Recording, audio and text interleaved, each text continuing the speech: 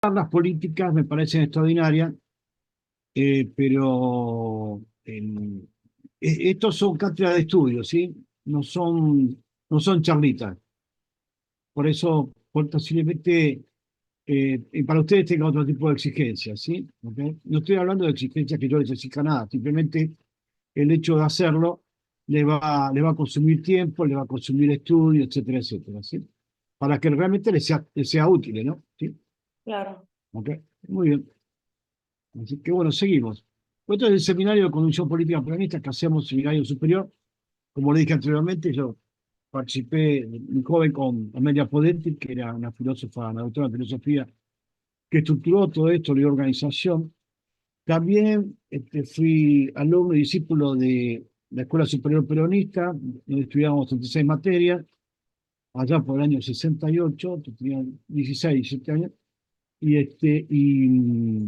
realmente se estudiaban 36 materias con una disciplina muy rígida y una educación racionalista, que hoy prácticamente, no digo que es obsoleta, pero la que se sigue dando en muchas universidades, para algunas facultades, que, digamos, de una forma, una práctica más lábil que aquella. Si aquella viene racionalista, también era rígida en cuanto a la enseñanza, al aprendizaje. Entonces, siempre alcanzabas a un resultado, pero las cosas cambiaron, se descubrió la neurociencia, y yo he cursado programación neurolingüística y curso de neurociencia, me estudié casi 6 libros de esto.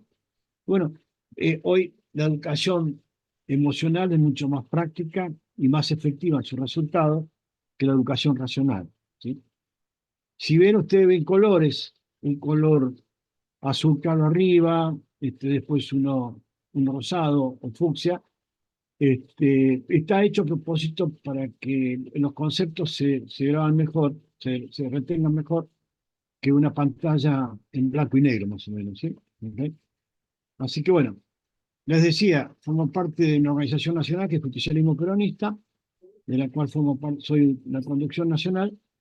Justicialismo porque proviene de la idea del tronco, la médula, que es la justicia social, como principio, como justicialismo, como tercera posición filosófica en el plano político internacional, y peronista porque es la organización que nos damos, que es distinta a cualquier otra, que no tiene nada que ver con ningún partido político, ni habido ni por haber.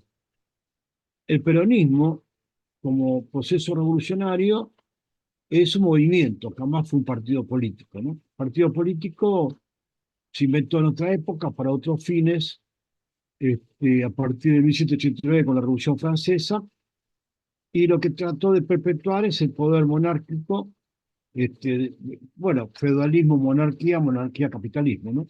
Se trató de mantener ese proceso que todavía se sigue manteniendo, ¿no es cierto? Al movimiento peronista se lo trató, fundamentalmente a la revolución justicialista, que es más grave aún, se lo trató de convertir en un partido político allá por 1972, que es la denominación que le impuso el general Agustín Lanusse, dictador de ese gobierno, a Juan Domingo Perón, general Juan Domingo Perón, por la idea de levantar la veda y que participara políticamente en las elecciones que se celebraban allá por 11 de marzo de 1973. Pero ninguno estaba de acuerdo con que se aceptaba la denominación de Partido Justicialista porque conspiraba contra el concepto de revolución justicialista. Pero dijo, bueno, no se haga ningún problema. Hizo la reunión, la hora de los pueblos, ahí en una confitería que estaba en Vicente López, sobre Panamericana, que se llamaba Nino, y hizo un frente con Oscar Allende del Partido Intransigente, el PI, con el MIT de Arturo Frondizi, el Movimiento de Integración y Desarrollo, con el Partido Conservador Popular de Alberto von Rusch y algún otro más, el Partido Popular Cristiano, en fin. Y creó el Frente Justicialista de Liberación Nacional, se diría, llamamos FREJUL y Frente Justicialista de Liberación, y el partido político lo único que sirvió para poner en marcha esa alianza, ¿no? Y da ese frente, en lugar del Partido Justicialista. Porque el peronismo siempre participó, bueno, la última participación electoral que tuvo esta parte la del 11 de marzo y después la de septiembre, 24 de septiembre, eh, fueron con Partido Peronista y Partido Peronista Femenino. De esto en algún momento vamos a hablar, fundamentalmente para que las mujeres conozcan, las chicas, las compañeras, qué es esto del Partido Peronista Femenino. Y que nunca fue partido justicialista, porque en 1951 participaron dos partidos por el peronismo, representando al movimiento peronista, que fue el Partido Peronista y el Partido Peronista Femenino, que en su principio llevaría como candidata por el Partido Peronista Femenino a la compañera Eva Perón, como candidata a la vicepresidenta de la Nación, y como candidato a presidente de la Nación, el compañero Juan Domingo Perón por el Partido Peronista, respectivamente, pero Juan Domingo Perón por el Partido Peronista y María Eva Duarte de Perón por el Partido Peronista Femenino. Por eso se hace. No era un frente y una alianza, sino eran dos partidos que confluían en llevar adelante una misma boleta electoral, con las candidaturas a presidente y vicepresidente, debajo de la cual estaban las candidaturas a, digamos, cargos legislativos nacionales, provinciales y municipales. Si bien cada partido llevaba la fórmula presidencial, después para abajo presentaban sus propios candidatos y candidatas. Candidatos por el Partido Peronista y candidatas por el Partido Peronista Femenino.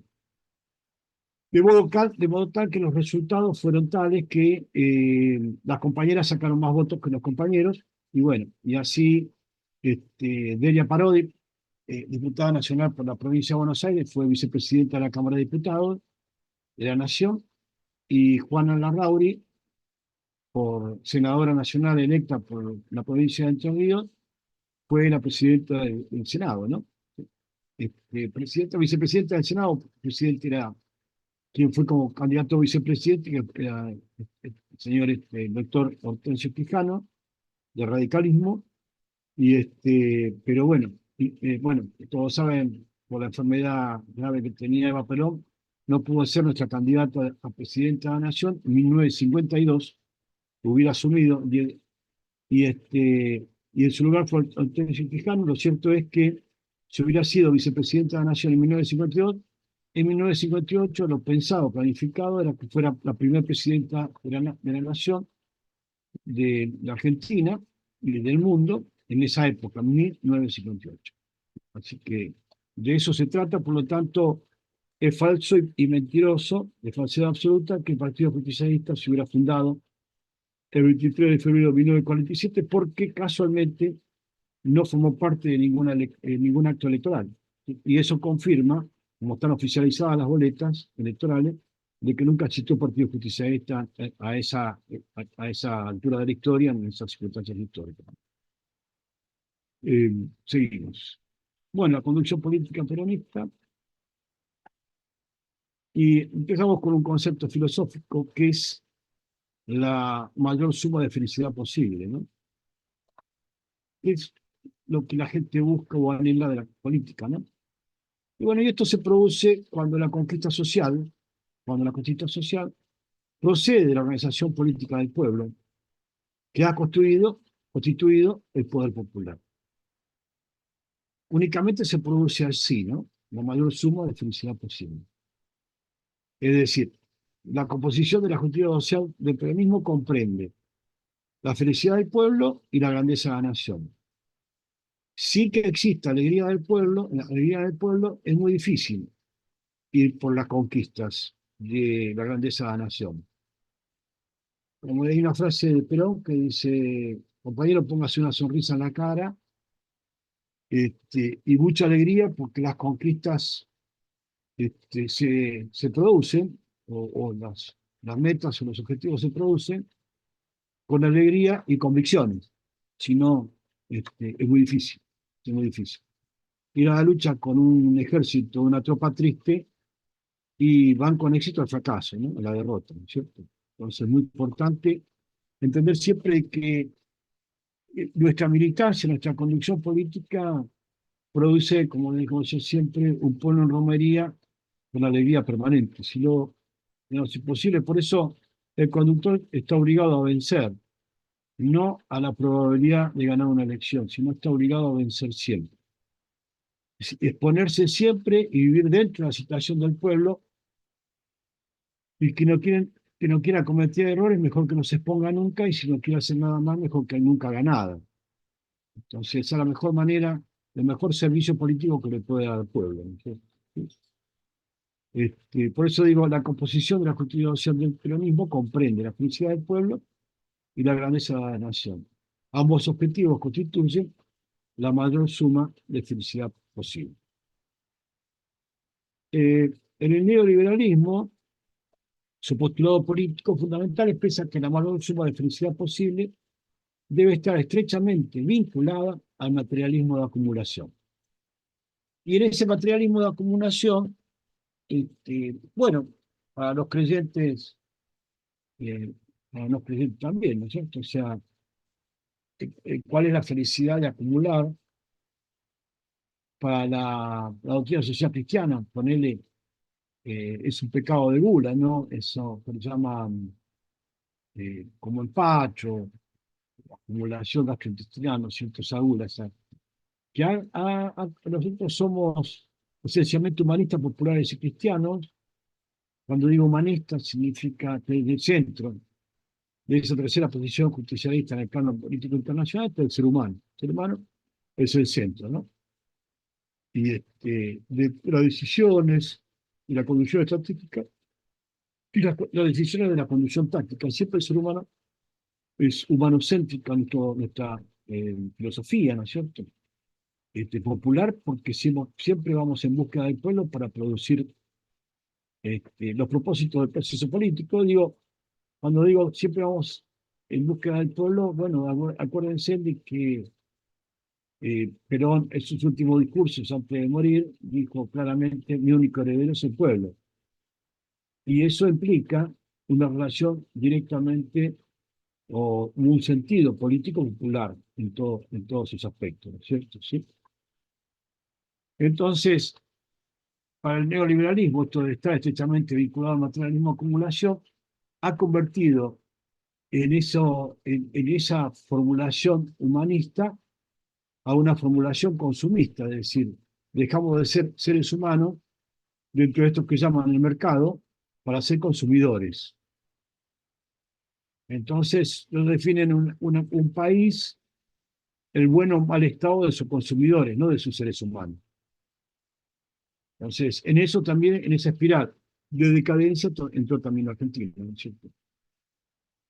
Siempre debe ser proporcional, dice el neoliberalismo, al mayor número de contratos mercantiles y tratados de libre comercio, los TLC, realizados, especialmente por los sectores concentrados de la economía en perjuicio de los Estados-nación. Y cuando digo del Estado-nacional, estoy hablando de la sociedad argentina, de todos nosotros. Nosotros elegimos un gobierno cada 4 años para que administre o conduzca el Estado Nacional. El Estado Nacional somos nosotros, o sea, elegimos un gobierno para que nos conduzca, ¿sí? A esto que de alguna manera queremos tener organizado, que se llama Estado Nacional, ¿sí? Por eso digo, para el neoliberalismo siempre debe ser proporcional mayor número de contratos mercantiles o tratados de libre comercio, una libertad absoluta para los sectores concentrados de la economía en perjuicio de los Estados-nación, o sea, de la sociedad, de los pueblos, ¿no? Perón decía que jamás la economía es libre, o se conduce en favor de los grupos concentrados hegemónicos de concentración económica, o bien en beneficio de los pueblos, pero nunca la economía de por sí es una ciencia libre, ¿no? Ligada al azar. La mayor suma de felicidad posible, eh, en su filosofía neoliberal, su máximo ideólogo actual es Robert Nozick de Harvard. En su obra Utopía y Estado, expresa que para avanzar en la unidad global liberal, como lo que se está tratando de hacer incluso en este país, es necesario eliminar el Estado-nación, como Bolsonaro o Milei lo intentan, ¿no? Ni siquiera respetan el modelo, digamos, de constitución, digamos, de Estado jurídico, ¿no? El modelo de Estado de Juan Bautista Alberdi, donde nace el Estado liberal argentino, menos aún un Estado justicialista como el que plantea Arturo Enrique Sampaio. una teoría de Estado partícipe de los conflictos sociales, pero no a modo de intervención, sino de árbitro de los conflictos. O sea, esto de manera de conciliar los intereses individuales con los intereses del bien general, del bien social común. Para eso te hace falta un gobierno que construya o desarrolle ese Estado-nación, ¿no es cierto? Y su origen, este concepto político neoliberal, provenía de la corriente filosófica utilitarista, según la cual el ser humano debía buscar el mayor índice de placer posible como consumidor. Y ese modelo del ser humano consumidor como mayor propósito de la vida, ¿no? No otra cosa. Y hoy ustedes pueden hablar con cualquier compañero, amigo, lo que sea, y van a ver que esta diatriba se da, este debate se da, ¿no es cierto? ¿Sí? ¿Qué es más importante? Ser un ser humano saludable. Cuando hablo saludable es que tenga una psicología sana y un cuerpo sano, ¿no? ¿Sí? O un buen consumidor con el mínimo estrés posible, ¿no es cierto? ¿Sí? Y van a ver que, a pesar de que toda la realidad pueda demostrar que por aquel lado ir, muchos van a quedar pensando, che, ser un buen consumidor, no sé, ¿no es cierto? O sea, este es el tema. La mayor suma de felicidad posible también, lo hallaron, hallaron que esto es un error, ¿sí? Hasta hubo alguien que dijo, prefiero ser un ser humano, digamos, la mayor suma de felicidad posible para el liberalismo, ¿no? Que prefiere ser un consumidor feliz, ¿no es cierto? ¿Sí? Pero hallaron que esto fue un error y hasta hubo alguien que dijo, prefiero ser un ser humano insatisfecho que un cerdo satisfecho, consumidor satisfecho, ¿no? Ahí se avivó John Stuart Smith, norteamericano, se avivó y dijo, no, mira, mejor por acá. Los círculos políticos han descubierto cómo poseer más bienes, y esto lo pueden verificar en cualquier lado, intendente, diputado, que sea, lo que sea, la política como una forma de lograr algún nivel de bienestar personal, individual. Por eso digo, los círculos políticos han descubierto cómo poseer más bienes que el buen uso que se ha de darse a lo poseído, ¿no? ¿Cómo explicar entonces que la propiedad privada ha de estar en función social? Cuando tenés municipios que tienen dentro del municipio una financiera, ¿no? Que opera fondos en los mercados, ¿sí? Y entonces te vas a sorprender de encontrar un municipio que tenga un plazo fijo de 17.000 millones de pesos, así barbaridades como esa, en vez de estar generando industrias municipales de lo que sea, para generar trabajo y bienestar, ¿no es cierto? No, lo invierte en lo que después critican. Dice, no, la bicicleta financiera, el mercado financiero, y el tipo tiene metido, y cuando hablas con el secretario de Hacienda te dice, sí, bueno, pero estamos tratando de garantizar la continuidad financiera del municipio. ¿Con qué? Por un plazo fijo. Bueno, abrite 4 industrias o 3 industrias y vas a ver que tenés mayor garantía de continuidad jurídica y económica seguro, ¿no es cierto? ¿Sí? Por eso digo, ¿cómo explicar entonces que la propiedad privada tiene que estar en función social? Cuando hablo de propiedad privada, no la casa de una familia, sino propiedad privada, estoy hablando de ese capitalismo de ahorro improductivo, que es el mercado financiero, que a partir de los economistas peronistas que dice algún Guillermo Moreno, como Eduardo Curia, que fueron los economistas peronistas que pusieron en marcha o descubrieron o realizaron el plan de convertibilidad allá por 1989 con Menem, y hoy dicen que no, que realmente el plan de convertibilidad era solo por 2 años, porque es como que vos empujas un transatlántico contra un puerto y después le decís al timonel, che, metele el freno para que no demos no choquemos, ¿no? No, la inercia y la masa de la inercia que produce un modelo económico, un cambio de sistema, que no es, debería ser una revolución, pero es un cambio de sistema, no, es una masa con tanta inercia que no la detenés en 2 años, pues es un freno, a partir de ahora cortamos. Entonces, ha sido un cambio de paradigma para los próximos 20, 30, 40, 50 años, ¿no? Y estos muchachos sabían lo que hacían, por supuesto. Y después los rajaron, porque generalmente, como se dice tradicionalmente, Roma no paga traidor, y apareció Domingo Felipe Cavallo y terminó con esa herramienta a hacer otras cosas mucho más diabólicas, más endemoniadas, durante el gobierno de Menem, que ha sido el vaciamiento y saqueo del país, ¿no es cierto? Digo, tener un modelo de economía peronista significa que el modelo de economía peronista es trabajo céntrico, donde aparece el trabajo como un bien de inversión, no como un costo de proceso, o un costo del capital, sino al contrario. El capital aparece como herramienta económica del trabajo. Es decir, el capital se subordina al trabajo y no el trabajo al capital, ¿se entiende, no? Donde el capital, como hoy, si yo le digo a un economista que sale de una universidad liberal, se llame UBA, Kennedy, US, cualquiera de estas, y le digo que el capital es una herramienta del trabajo, y yo creo va a haber al psicólogo después de charlar, porque es muy difícil cuando se trata de un problema filosófico o cultural, modificarlo tan rápidamente. La convertibilidad ha sido el peor asesinato en términos de política económica que sufrió este pueblo. Es así, decirte lo podemos demostrar muy fácilmente, ¿no?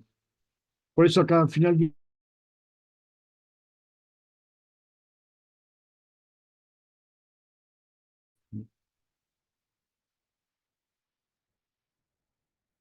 la mayor suma de fidelidad posible. Entonces, en la actualidad ideológica inmediata, los articulares del liberalismo, ya sean liberales de izquierda o progresistas, y de derecha neoliberales, porque los hay de los dos lados.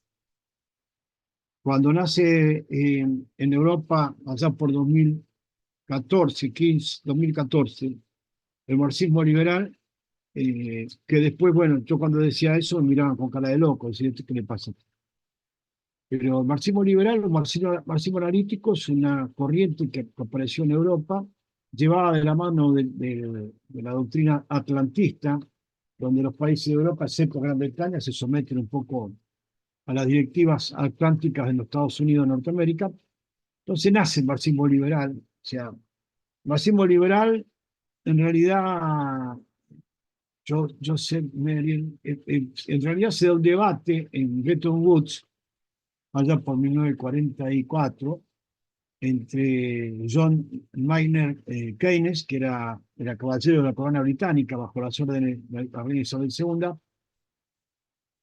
y el representante de los Estados Unidos, que es Mayer, creo que era sí, Joseph Mayer, que en realidad era un representante de ideología marxista, que parezca loco, representaba a los Estados Unidos en Bretton Woods, en el acuerdo económico de Bretton Woods después de la Segunda Guerra Mundial. Y ahí se enfrentaban las dos teorías, el capitalismo británico y el socialismo norteamericano, que a ustedes les parezca medio raro, ¿no? Y no, bueno, ahí determinaron crear el Fondo Monetario, el Banco Mundial, la verdad que no tenían ni de socialista nada, ¿no? Pero ese marxismo liberal, después con el tiempo enraiza en Europa, y acá llega de la mano de Ernesto Laclau, El fin del populismo, que lo publicó en 2015, y alguna otra cosa estúpida más que no, no me acuerdo cuál, pero bueno, pues las ideologías de alguna manera que sostuvieron a que lo que conocimos como progresismo, ¿no? Una suerte de marxismo liberal que admite que exista la Fundación Mediterránea, que exista, que María Pía Astori es una bella persona, que sé yo qué otra cosa, pero en realidad están admitiendo que el capitalismo de Estado, digamos, como modelo más humanizado que el capitalismo de mercado, puede ser un marxismo liberal que admita, qué sé yo, que venga Elon Musk acá, o qué sé yo, Larry Finn de BlackRock, y sean buenas personas, o cualquiera de ellos, ¿no? O sea, no voy a hacer nombres porque Henry Kissinger, todos los que pasaron después. Y acá han hecho cosas, fundaron instituciones y además establecieron doctrinas, ¿no? Que bueno, que fueron los procesos que tuvimos desde el 24 de marzo del 76 hasta acá. Por ello, sostienen que la justicia social no existe. Fíjense que este cachivache de Milei decía, la justicia social es algo repugnante, la odia, ¿no? Y la doctrina social, la justicia social, perdón, es el corazón de la doctrina social de la Iglesia, la doctrina social cristiana. Vaya a saber por qué este muchacho estuvo tan mal informado, ¿no? Por eso digo, no sostiene que la justicia social no existe y que ha muerto los idealismos colectivos y la ideología de liberación social o de liberación nacional o continental, como quieran llamarlo. Es un error total, ¿no es cierto? Ellos tienen que destruir el Estado-Nación, eliminar los estados sometiendo a los pueblos del mundo a un sistema global de amos y esclavos, que es lo que está en este momento en proceso, ¿no? La mayor de felicidad posible en la actualidad filosófica inmediata fue Hugo Chávez Frías, al igual que Juan Domingo Perón, fueron los mejores realizadores dogmáticos y filosóficos de la revolución del siglo XX en nuestra Latinoamérica. Y Perón, desde el idealismo, desde el realismo filosófico, es decir, desde la corriente de Aristóteles, eh, donde el racionalismo aristotélico, la única verdad es la realidad, digamos. La realidad es la que modifica el pensamiento circundante, la realidad circundante, no la idea, ¿no? Establece la realidad. Bueno, de Aristóteles, Santo Tomás de Aquino, para darle una versión cristiana, y de ahí a Perón. Digamos, la tercera posición filosófica en el plano político internacional es, es realismo filosófico, llamarle aristotélico, tomista por Santo Tomás, y además es la base del derecho argentino, por si alguno tiene alguna duda más, ¿no? Y Chávez, desde la otra corriente, más una corriente platonista, de Platón, desde el idealismo filosófico, no del realismo, ¿no? Donde la idea es que interpreta, se proyecta la realidad. La idea es la que proyecta la realidad y determina la verdad, ¿no es cierto? Como leen a Platón, busquen la alegoría de la cueva de Platón, es una realidad proyectada desde la idea, ¿no es cierto? ¿Sí? Como Descartes, si te pienso luego existo, ¿no? La idea, después la verdad, la realidad, ideas innatas que no provienen del mundo exterior y en ellas no cabe el error, ¿no es cierto? De ahí también proviene el marxismo, ¿no es cierto? ¿Sí? En la teoría concreta de la revolución, ya sea en la revolución justicialista de Juan Domingo Perón como en la revolución bolivariana de Hugo Chávez, esta conquista social solo fue posible dentro del contorno, dentro de los límites del Estado social y con justicia social atributiva, que ya vamos a ver qué significa distributiva. Digamos que la mayor expresión de la justicia social atributiva, que la base, son los cimientos, es la base sólida donde construir ese maravilloso edificio que son los derechos humanos. Sin la justicia social atributiva, los derechos humanos son buenas intenciones, con buenos enunciados, que no tienen una base sólida de donde nuclearse y construirse, ¿no es cierto? ¿Sí? Entonces, la justicia social atributiva fue la que llevó a Eva Perón a darle, a darle disposición y principios a la justicia social, que se trata nada más y nada menos que de restituir o devolver bienes y derechos, restituir y devolver bienes y derechos a aquellos sectores sociales a los que la sociedad o el Estado Nacional, de vuelta al concepto de que Estado Nacional somos todos, injustamente les ha quitado.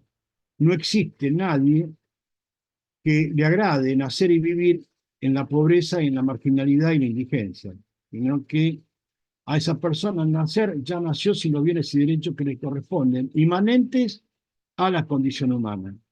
La justicia social atributiva, instituida por Eva Perón, restituía y devolvía esos bienes y derechos. La distributiva era darle al hombre que produce, al menos lo que consume, como decía Perón, lo que le corresponde en función de su inversión de trabajo. Acuérdense de que el modelo de economía peronista es trabajo céntrica, por lo tanto el trabajo es una inversión superior que el capital, y entonces es justo, es socialmente justo que le corresponda a cada trabajador la remuneración que se justifica, que se corresponde, ¿no es cierto? En la actualidad inmediata, la suma de felicidad posible, nuestra realidad inmediata, solo es posible en aquel Estado social que busca cerrar la brecha entre los económicamente poderosos y los económicamente no poderosos, ¿sí? Esto significa una revolución, compañeros y compañeras, es decir, cambiar un sistema por otro. No se trata entonces de desplazar una clase social por otra, en el sentido marxista ni capitalista, ni en el sentido capitalista de Estado, que es el marxismo, ni en el sentido capitalista de mercado, que es el liberalismo, sino no lucha de clases, sino armonía de clases, ¿sí? La mayor suma de felicidad posible en la actualidad inmediata de nuestra responsabilidad se trata de minimizar y evitar lo dañino de la cultura capitalista, del consumidor en vez del ser humano, ya dije, y del poder político que funciona al mercado, el poder político actual, ceñido a una campaña electoral sobre la que sostiene la autoridad de conducción política. No tiene autoridad política, obviamente, sino, ni siquiera de conducción política, sino que está sujeto a una campaña y a las encuestas de ellos, y del poder político que es, ese poder político es funcionar al mercado y no a la vida. Es una revolución social y económica, lo nuestra, funcional a la vida. Y bueno, es a partir de considerar los intereses individuales de cada persona como los intereses del bien social común de ese Estado-nación que somos todos, el capital al servicio de la economía y esta al servicio del bien social común o bien general, armonizando las clases sociales poderosas con las clases sociales vulneradas mediante una sola clase social, la que trabaja. Por eso lo que expliqué que es el trabajo para nosotros es un bien de inversión superior al capital. Puede decir una sola clase social, que es la clase social trabajadora, que puede ser intelectual o nada, puede ser intelectual, puede ser física, puede ser el peón más humilde hasta el científico más dotado. Siempre es una clase social la que trabaja, ¿sí? Son trabajadores.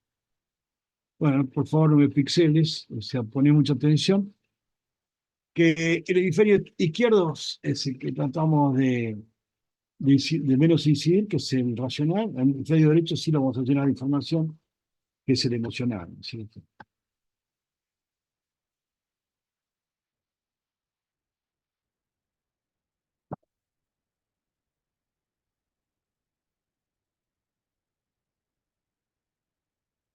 La revolución justicialista tuvo cuatro etapas, de esto se trata.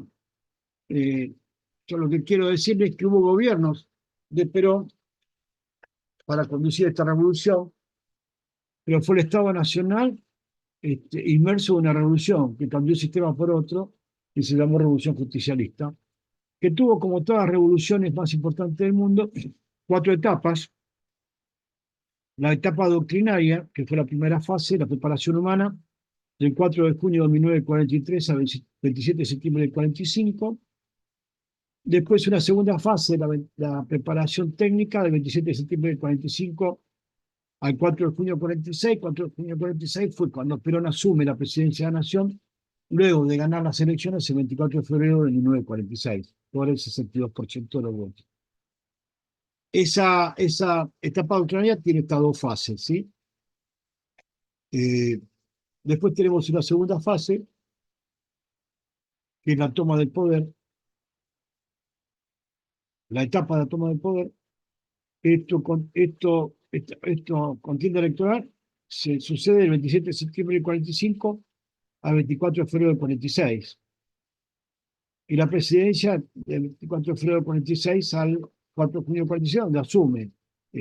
Pero fíjense que cada etapa tiene dos fases. Y fíjense que acá salto el 17 de octubre, ¿no es cierto? ¿Por qué? Porque la preparación humana estaba concluida el 27 de septiembre del 45. Perón hace una movilización frente a la Secretaría de Trabajo y Provisión, que estaba ubicado en la calle Alsina, Diagonal Sur, y ahí reúne a 376.000 personas, calculadas por la policía en 250.000, y pone en marcha una etapa, digamos así, un proceso estratégico que es, de alguna manera, provocar a toda la oligarquía en ese momento que había dominado el gabinete de Emilio Farrell, el general que estaba a cargo de ese gobierno en ese momento, y provocar de alguna manera la reacción de ellos. Y se comienza a decir que Perón quería dar un golpe de Estado, 27 de septiembre del 45, acuérdense de esa fecha. Están los videos para ver cuando ustedes quieran, lo vas a pasar. Está, bueno, pero termina la preparación humana, se formaron 100.000 predicadores, 100.000 cuadros políticos de prédica, ¿sí? De preparación humana, ¿sí? De esa revolución, que después se distribuyeron por todo el país y tal vez formaron parte de esa fuerza extraordinaria que fue la Fundación de Ayuda Social Eva Perón, que ya le dije para qué sirvió, ¿no es cierto? Entonces, bueno, una vez provocado esto, Perón se aísla, se va al Tigre, a la casa de un amigo, bueno, ahí detenido, puesto a disposición del general Klappenbach, y este a su vez lo pone en manos de la Armada Argentina, siendo militar, siendo de ejército, es trasladado a la isla Martín García. En realidad, eh, quien, digamos, Perón se enfrenta directamente a Braden. Steve Braden era su opositor, embajador de Estados Unidos. Steve Braden venía de manejar la guerra por el Chaco paraguayo del 35 entre bolivianos y paraguayos, enfrentando a Shell, no, a Shell, digo bien, de parte británico, que alentaba a los bolivianos contra Standard Oil, que alentaba a las tropas paraguayas. Bueno, ahí es donde ocurre esa matanza enorme del 35. Bueno, escapan, es más larga la historia, escapan algunos militares bolivianos argentinos, se ponen en contacto con Carlos Domingo Márquez, que era ministro de Ejército del último gobierno, Ramírez, director de Escuela Militar Central, tutor de Perón en sus estudios. Bueno, y ahí comienza un poco la historia de la Revolución Justicialista. Es más larga la historia todavía, un día lo charlamos. Y entonces se pone en marcha todo este proceso. Bueno, Perón provoca un poco a esta gente. Ya Perón Braden sabía de que Perón había que quitarlo del escenario político.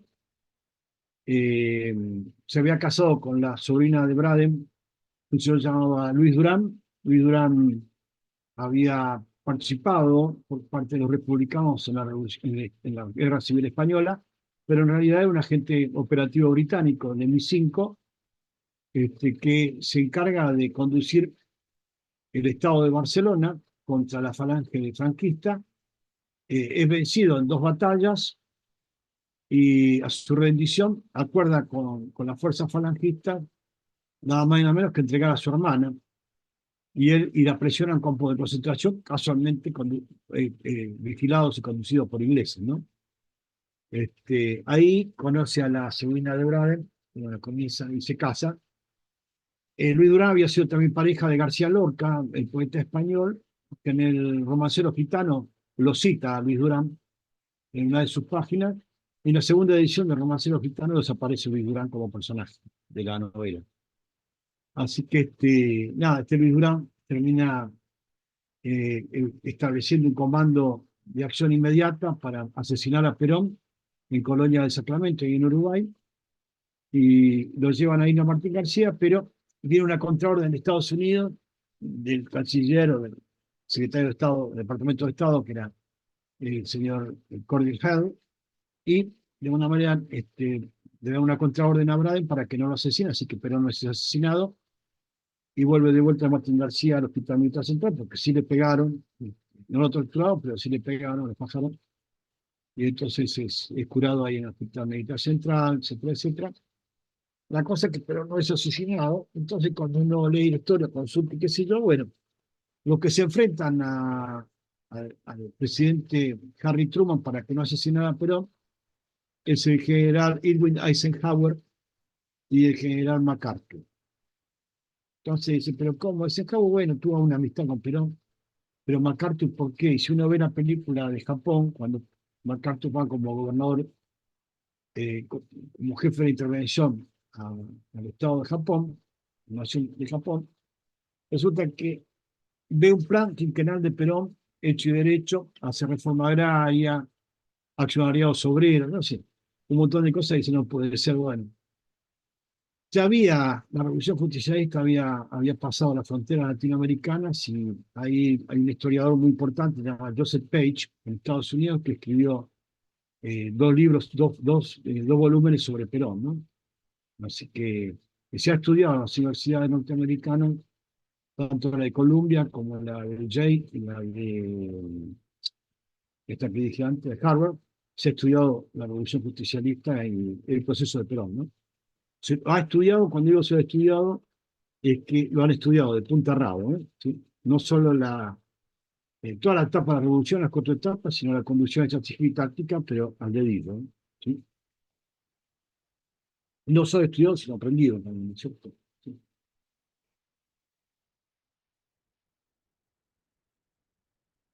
La revolución justicialista, seguimos con las etapas. Bueno, después vino la etapa dogmática, vimos la etapa doctrinaria, la etapa de la toma de poder, la etapa dogmática. En realidad tiene la institución de tres dogmas, de tres cuerpos dogmáticos, que es la Constitución Nacional del 4 de junio del 46 al 11 de marzo del 49. Ahí se fija la Constitución Nacional de los Argentinos, que es el tratado ideológico. En la parte dogmática de la Constitución sancionada, la Constitución Justicialista del 11 de marzo del 49, se lee el tratado ideológico de la Revolución Justicialista, es decir, el estatuto revolucionario de la revolución, ¿no? Y la segunda, que es la declaración filosófica, que transcurre entre el 7 de marzo del 47 y 9 de abril del 49. Cuando digo 7 de marzo, porque ningún congreso de filosofía, por lo menos que se haya visto en el mundo, no proviene o no procede previamente a realizar 1, 2, 3 o 4 precongresos para poder concluir o desembocar en un congreso, ¿no? Este fue un congreso internacional de filosofía, donde vino todo el pensamiento filosófico de la posguerra, el pensamiento filosófico occidental de este lado, no el oriental, sino el occidental de la posguerra, y concluye ese congreso el 9 de abril de 49, hicieron tres precongresos, el 7 de marzo del 47 en el Teatro Nacional Cervantes, después en el Teatro en Santa Fe, en Córdoba, en la Universidad de Córdoba, en la Universidad de San Fernando de Catamarca, y por último concluye en la Universidad de Mendoza, Universidad de Cuyo, ¿no? En la declaración filosófica, de tercera posición, en el plano político internacional, digamos que la primera posición es el capitalismo, lo podemos ver reflejado en la obra literaria La riqueza de las naciones de Adam Smith, siglo XVIII, después el marxismo del siglo XIX y su obra cumbre intelectual es El Capital de Carlos Marx, y por último, como tercera posición, el justicialismo, el mismo capitalismo, marxismo, justicialismo, que es de tercera posición, o sea, está en orden de aparición en la historia, es el capitalismo en el siglo XVIII, el marxismo del siglo XIX y el justicialismo del siglo XX, superado de los otros anteriores, como tercera posición, y que se consagra el 9 de abril del 49, es anunciado al mundo en la clausura del Congreso de Filosofía en Mendoza, ¿no es cierto? Y su obra literaria es La Comunidad Organizada. Bueno, la etapa de institucionalización de esa revolución es del 9 de abril del 49, ¿sí? Donde se declara tercera posición, al 14 de agosto del 54, donde se sanciona por fuerza de ley, se convierte en ley la doctrina nacional de gobierno. El 14 de agosto de 1954 queda institucionalizada la revolución justicialista. ¿Alguna pregunta hasta ahora que me quieran hacer? ¿Alguna consulta? No sé si me oyen. Se ¿Hola? entiende perfecto. Ah, perfecto, muy bien. Bueno, para ir un poco más a la parte de organización, como concepto, no tenemos la organización partidocrática, que no es el mismo concepto, no es igual a organización partidaria, ¿no?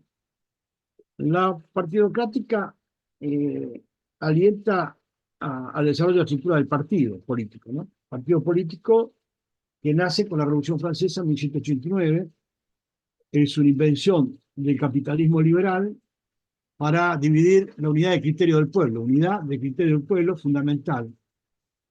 Pero en su discurso de Plaza de Mayo siempre ya arengaba, únanse, porque un pueblo unido jamás será vencido, la gana y la gana. Pero mayormente el partido nace porque siempre expresa una parte de la sociedad y no la totalidad, ¿cierto? No expresa el conjunto, sino una parte, ¿no? Entonces, casualmente, con el modelo de escritura liberal del Estado, nace el partido político, ¿no? Acá está consagrado como instituciones básicas de la nación. Bueno, Perón decía, no se hagan problemas cuando hablaba del Partido Justicialista, al partido le daremos un entierro de lujo, con una carroza, no sé, monárquica, para entrar en otra organización que es el movimiento, ¿cierto? Como organización política. Pero bueno, con esto quiero decir que partido político, como los tres poderes de la República, poder dividido, poder controlado, ¿no es cierto? No tiene otra misión que eso. Mientras la organización partidaria es la estructura del movimiento, la estructuración del movimiento. El movimiento está estructurado por cuatro cuerpos orgánicos, que son la Confederación General del Trabajo. Primero, la Revolución Justicialista tuvo tres áreas de trabajo, de evolución o de revolución, como quieran. Tres áreas revolucionarias. Una era la industrial, otra era la científica y la tercera era la tecnológica.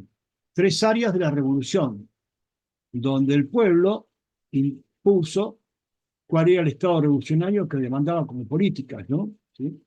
Para esto se constituye la Confederación General de Trabajo y después la Confederación General Económica. Ambas dos se daban cita para desarrollar la etapa industrial de la Revolución Justicialista. Después se crea la Confederación General Universitaria, que, para que se iba a hacer cargo del área científica de la Revolución Justicialista. Y por último, la Confederación General de Profesionales, CGP, que se iba a hacer cargo del área tecnológica de la Revolución Justicialista. Es decir, cuatro cuerpos orgánicos con una misión y función, ¿cierto? Entonces, de ahí en más se crearon muy fácilmente, porque estaba todo sindicalizado, ¿sí? Por eso había una sola clase social la que trabaja, ahora se entiende, ¿no? O sea, ¿por qué había una unión universitaria por cada universidad, por cada provincia? Había federaciones universitarias, como la FUBA, y después había una confederación universitaria que era la CGU, ¿sí? Y con los técnicos y profesionales pasaba lo mismo. Había uniones, federaciones y confederación. Pero eran los cuatro cuerpos orgánicos que conformaban el Movimiento Nacional Peronista para su conducción. El Consejo Superior del Movimiento Nacional Peronista eran esos cuatro cuerpos orgánicos: CGT, CGE, la Confederación General Económica; CGU, Confederación General Universitaria; y CGP, Confederación General de Profesionales. Ese era el Consejo Superior del Movimiento Nacional Peronista como organización partidaria y estructuración del movimiento.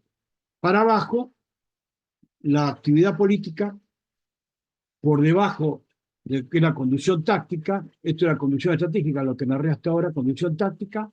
Bueno, cada casa peronista como unidad de militancia unidad de militancia, que se sumaba a las unidades básicas, tenían cuatro ramas: la rama femenina, la rama masculina, la rama sindical, por eso lo de trabajo, ¿sí?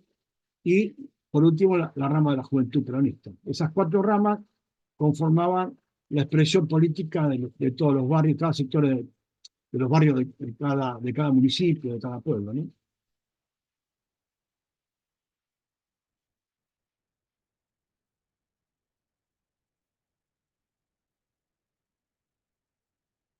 Bueno, fíjense que la conducción del peronismo como movimiento es una pirámide invertida, que se llama Brazo y Fuerza. Es una pirámide estratégica, ¿no? Que está, la base es la adhesión del pueblo, la preparación humana y técnica que le dije anteriormente, con fecha. Ahí realmente lo que logramos es la mayor adhesión del pueblo. Sin el pueblo, imposible nada. Después, la aplicación de recursos, medios, acciones eficaces que, actuando como causa, produzcan las consecuencias o los resultados deseados. La definición del porqué, el criterio de sustentación que determina cuál o qué es el proceso político; el cómo, el criterio operativo que establece cuál es el método del proceso político; y esto lo que permite es la conducción política partidaria como objetivo fundamental. Sin conducción es complicado, ¿no? Y la conducción como partido político del peronismo, bueno, es una contradicción, ¿cierto? Después de lo que hablamos, arriba tenemos un presidente del partido, ¿sí? Después tenemos un consejo de consejeros provinciales, que forman el consejo de administración del partido. Después un consejo provincial de secretarías y comisiones, consejo del partido por distrito electoral en cada municipio, y consejo provincial, con que sale por distrito electoral, ¿no es cierto? ¿Sí? Por cada municipio. Esa es la conducción política partidocrática, ¿no?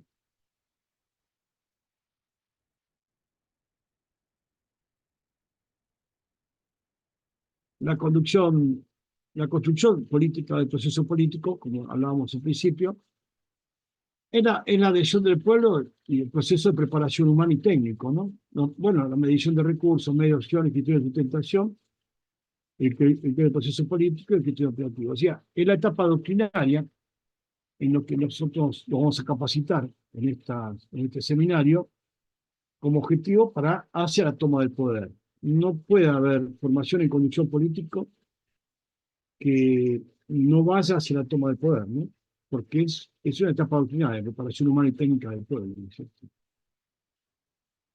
Si lo vemos en forma sistémica, podemos decir que a nivel de casa peronista, esto es un pedazo, un barrio, un sector de un barrio, de 9 manzanas, sobre la cual está debajo de la unidad básica que reúne de 6 a 10 casas peronistas. La casa peronista es una unidad de militancia, y después tenemos la unidad básica, que es otro grado de organización mayor, y a nivel del circuito electoral, con nuestra línea divisoria, un subcomando del circuito, arriba un consejo político municipal, y sobre ella a nivel provincia un consejo regional, ¿no? Para la región que sea.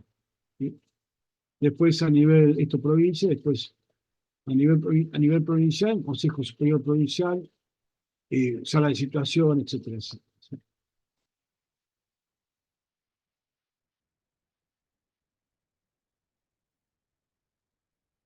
La conducción política partidaria, fíjense cómo cambia, como movimiento, ¿no? ¿Sí? El Consejo, no partidocrático, sino partidario. ¿Sí? Consejo Provincial, con sala de situación provincial, comandos regionales y seccionales, Consejo Político del Municipio, agrupamiento del circuito localidad, unidades básicas por zona de un circuito, y casas peronistas. Es una estructura naturalmente organizada. ¿Sí? Si lo vemos en la provincia de Buenos Aires, podemos decir que tenemos el primer nivel del territorio. La organización provincial se moviliza en regiones. Las regionales deben coincidir algunas con las secciones electorales, como en este caso estamos viendo la cuarta. También puede ser que por razones de extensión geográfica una sección electoral pueda estar dividida en 2 regiones, ¿sí? Como el caso de la quinta sección electoral que está acá, ¿sí? Que es la costa. Acá está la octava y acá está la quinta sección electoral, que tiene 2 regiones porque tiene extensión igual que la sexta. Acá la sexta, que es esta que está acá, ¿no? Que tiene Bahía Blanca y todo. Pero además tenemos una que tiene concentración. Fíjense que a diferencia de extensión, tiene intensidad, porque hay mucha gente agrupada. En el conurbano son 14 millones de electores, son 14 millones de personas que van a elegir. Y el conurbano lo conforman, en términos electorales, el sur de la ciudad de Buenos Aires, que está acá, la primera sesión electoral y también la tercera sesión electoral, ¿sí?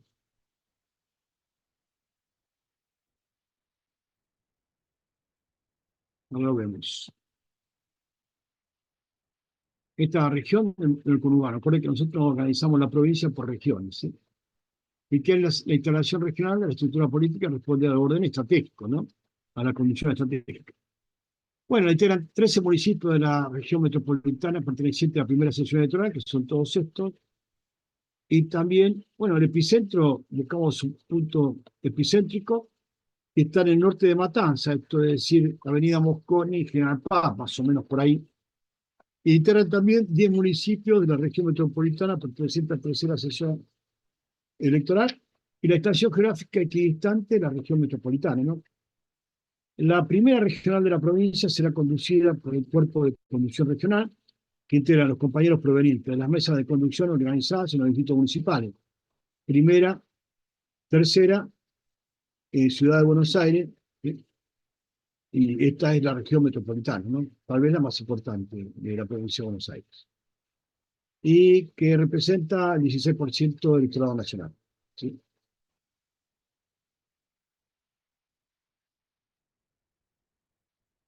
Bueno, el Movimiento Nacional Peronista tiene un Consejo Superior integrado por sus cuerpos orgánicos, como dije recién, CGT, CGU, CGE y CGP, ¿sí?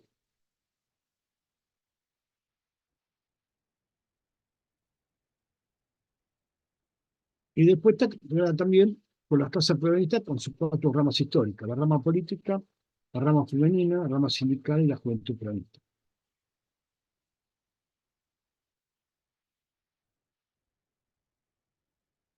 Bueno, las casas peronistas son las unidades de militancia, ¿no? Que incluye a todos los sectores de la comunidad, porque integra los barrios, organiza y moviliza a los vecinos de los barrios. Y en los barrios están todos, desde el peón más humilde hasta el profesional o el científico más completo. En los barrios vamos con la construcción del pensamiento filosófico peronista, que es barrio céntrico, y va desde las periferias existenciales al centro de la toma de decisiones. Por eso el ordenamiento de la conducción estratégica y la táctica, ¿no? Pero la táctica es fundamental porque es la que construye el pensamiento, trabaja en barrio céntrico de lo que vendría a ser la doctrina política, ¿sí? ¿Okay? Por eso es fundamental, porque incluimos a todos los sectores de la comunidad sin excepción. Bueno, esto es una pequeña animación.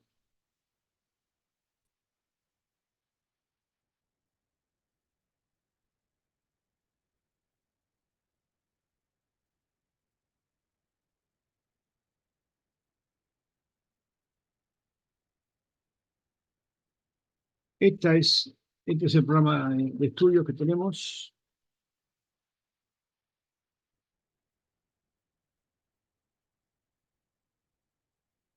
En realidad son 12 cátedras, que damos en 2 cuatrimestres, ¿sí?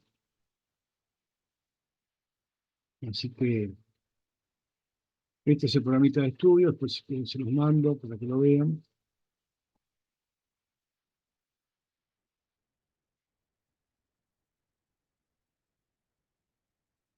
La construcción de la identidad en los distritos electorales, los municipios, en el distrito político que es la provincia. El análisis de información para local y provincial, nacional y extranjera, como George Soros y Eduardo Einstein. La formación y prédica en cuanto a la conducción estratégica y táctica. Y la escuela de conducción, y bueno, a futuro, ¿por qué no darnos la posibilidad de crear una universidad popular del movimiento nacional peronista, ¿no? Sería lo ideal, para darle más cientificidad a todo esto. Después la comunicación, redes, sistema de acción comunicacional, portada de noticias, radio y TV. Yo, de hecho, tengo 2 programas de radio en Radio Caput. Uno son los números de Perón, que salen los jueves. Ahora estamos en receso, ¿no? Los jueves de 10 a 11 y Justicialismo Peronista los sábados de 11 a 13, ¿no? La construcción partidaria, la organización del movimiento local y provincial, y como Movimiento Nacional Peronista, el partido político con sus consejos locales, eh, ¿sí? Esto después lo vamos a ver en cuanto a estructura de organización, ¿no? Bueno, un poco de humor también. Acá Capusotto diciendo: el ser humano se perfecciona y tiende a ser peronista, y Maglietta que se dio, que lo parió.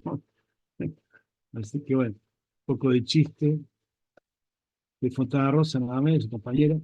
Y últimamente también pensaba en la juventud y el trazamiento generacional correcto, de acuerdo a construir nuevamente, a devolvernos la unidad de destino que tenemos como pueblo, como nación argentina.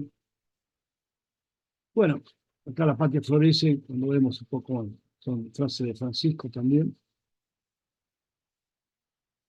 y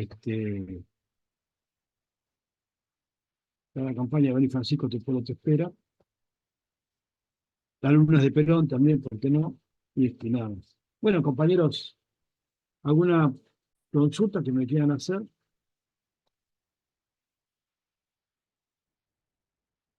Volvemos. Hola. Hola, acá estamos. Bueno, muy bien. ¿Alguna consulta? Se hizo largo ya. No, a ver, no sé si consulta, tal vez opinión. Yo creo que en este momento, Sí, viendo un poquito lo que estuviste repasando, creo que en este momento el peronismo se encuentra en la primera etapa de la fase que estábamos hablando, ¿no? De la preparación humana, de la etapa doctrinaria. Creo que se perdió un poco eso. Con sí, el sí. tiempo. Sí, por Y eso creo que dije que necesitamos que el peronismo, ¿no? Vuelva a ser lo que fue en algún momento. Y seguro. está bueno adquirir todos estos conocimientos y que esto se vaya propagando para que vuelva a ser lo que fue. Sí, teniendo en cuenta, antemano, con todo respeto, de que el peronismo sos vos, somos todos los que estamos acá. Eh, no somos esclavos de Egipto como los judíos que necesitamos de Moisés, ¿no? Sino que a ese Moisés hay que construirlo. Y en eso no pueden aparecer, interponerse como si fueran medidas cautelares, dirigentes o caudillos, porque lo puse esta semana en una publicación que dice: el caudillismo es un oficio y la conducción política es un arte. Este, Tal vez la técnica, lo que yo doy, es la parte inerte del arte, ¿no? ¿Sí? Así como la pintura, la escultura, digamos. Y después viene la parte, como decía Perón, el óleo de sagrado de Samuel, que tiene el artista, para que con esa técnica a la obra le dé esa expresión de arte, ¿verdad? ¿Qué puedo decir? Para, para determinadas esculturas, como puede ser la piedad de Miguel Ángel Buonarroti, no solo te hace falta la técnica, sino también ese espíritu de arte, ¿no? ¿Sí? ¿Ok? Así Digamos. como las obras de Leonardo da Vinci, qué sé yo, chicos, puedo hablar. Pero digamos que la condición política es un arte. Y los caudillos a veces toman parte de esa técnica para contar una historieta y que la mayoría de las veces no es tal. O sea, si tuviéramos un proceso para ponernos en número, ¿no? Digo, como decía Perón, cuando citaba a Napoleón, lo mejor es un ejemplo. Los Matanzas tiene 21.000 cuadras, 5.732 manzanas. Si yo pusiera una casa peronista como unidad de militancia cada 9 manzanas, 9 manzanas que reúnen 350 familias y 1.700 electores, ¿sí? Estaríamos hablando de 580 casas peronistas y estaríamos hablando de algo así como ciento y algo de unidades, 112, 120 unidades básicas, ¿sí? ¿Al día Donde de la hoy se sabe gente, cuántas tenemos? no, Estamos hoy tenemos agrupaciones de familia, perdón, no escuché. ¿Tenemos? agrupaciones de familia. Ajá. Está fulano de tal, que está la hija, el primo, y entonces van al partido y escriben una agrupación política que además el estatuto del partido no te lo permite. El estatuto del Partido Justicialista de Matanza admite la inscripción de unidades básicas, no agrupación. Por eso digo, hoy no tenemos esa construcción territorial. Entonces, Claro, se pierde un tenemos, montón. tenemos una persona, a ver, yo no estoy diciendo de que no estoy culpando a nadie, digamos. Otra de las cosas que nosotros vamos a aprender a poder resolver las cosas en forma horizontal y no delegar responsabilidades para arriba, siempre no. La culpa la tiene Fernando Espinosa en La Matanza porque el Partido Justicialista está cerrado. Está cerrado porque está desmovilizada la gente, porque nadie hace nada, este, y todos delegamos para arriba. Milei ganó porque no sé qué. Los discursos de Cristina alusivos a no ser candidata a presidenta, un montón de cosas que vemos que no se traslucen en la gente. Y yo puedo estar de acuerdo con cualquier cosa, pero que a mi ley lo reciba feliz y contenta un montón de gente, 2.000, 3.000, 5.000 personas frente al Congreso, el tipo diga que van a terminar con todo, cuando esto va, no hay plata y vamos, lo voy a matar a todos, y encima no solo que la gente está contenta, sino la aplaude, acepta no solo pacíficamente su autoeliminación, sino además con alegría. Es increíble que se haya llegado a eso. No, no, es increíble. Es posible porque han trabajado para eso. Sí. Han trabajado primero para ningunear a Perón lo más que se pueda, y decir que el peronismo arrancó el 17 de octubre, que es falso, de falsedad absoluta. La puesta en marcha del peronismo, lo dice Perón en un video, se los voy a mostrar, es el 4 de junio del 43 como fecha simbólica, arrancó mucho antes. Puedo contar todo el proceso político de la A a la Z, pero no fue el 17 de octubre. Sin embargo, ¿por qué dice el 17 de octubre? Porque la preparación humana, que es la que estamos hablando ahora, se la oculta, se la obvia. ¿Por qué? Porque ahí está la génesis, tal vez el embrión fundamental del proceso revolucionario peronista. Es cómo preparar la tierra para sembrar la semilla. Y Claro. cuando esto no te lo explica, el muñeco dirigente termina teniendo 4 asesores de imagen, 3 asesores de vestuario, 5 asesores de no sé qué, para una campaña electoral, y encima te dice, vamos a ver si ganamos. Te cuento casos así. Ahora con las redes sociales se han vuelto todavía más histriónicos, ¿no? ¿Te das cuenta? ¿Sí?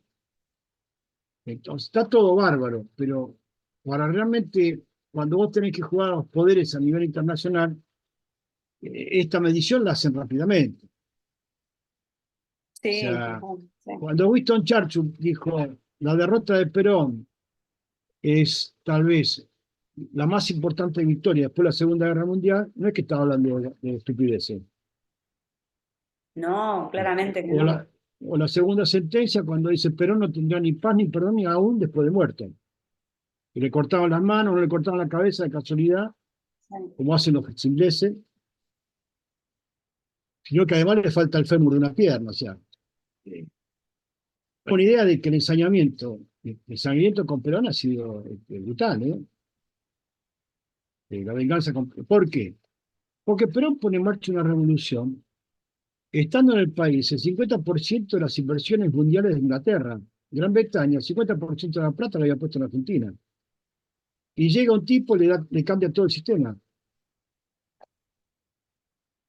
O sea, bueno, después vino Raúl Previch, a Carlos Bianco, que es el jefe de gabinete armó una cátedra de Raúl Previch en la Universidad de Quilmes, y algunos compañeros de mi edad o mayores dicen, no, pero Raúl Previch dio una vuelta en el aire y después fue presidente de la CEPAL y ayudó. ¿A quién ayudó? Si fue el primero que empujó a Argentina al Fondo Monetario Internacional.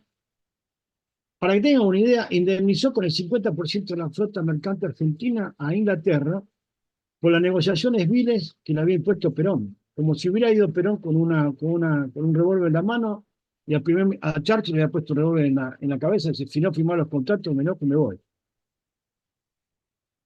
Mira, Y eran tipos que son radicales. Y después formaron la Junta Consultiva Nacional con todos los partidos políticos, donde se reunían desde Junio Argentino Noble, fundador de Clarín, con Alicia Moro de Justo, Nicolás Repeto del socialismo, Américo Yoldi y Pablo Condevila del comunismo argentino, se juntaron todos, la derecha y la izquierda, para poder firmar los decretos legalizando los fusilamientos, las torturas, las cárceles. O sea, esto no fue una contrarrevolución, pero cambiar un sistema como lo cambiaron para que terminemos en mi ley después de 70 años. Digo, yo a veces me cuesta pensar, a veces hablando con los franceses, con los tanos, no podemos creer como la Argentina haya decidido aceptar su regresión, volver de vuelta a la prehistoria,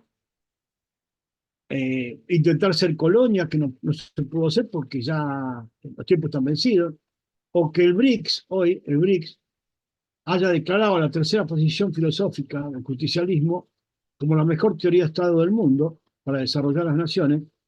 Y este estúpido de Milei, lo primero que hace el 1 de enero de este año es salir de BRICS.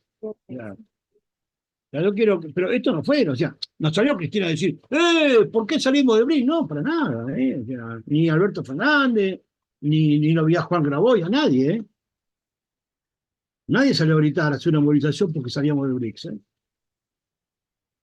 sea, cuando yo te hablo de que se instaló un sistema, estoy diciendo de que hay un marxismo liberal y un capitalismo liberal del mercado que son el mismo sistema.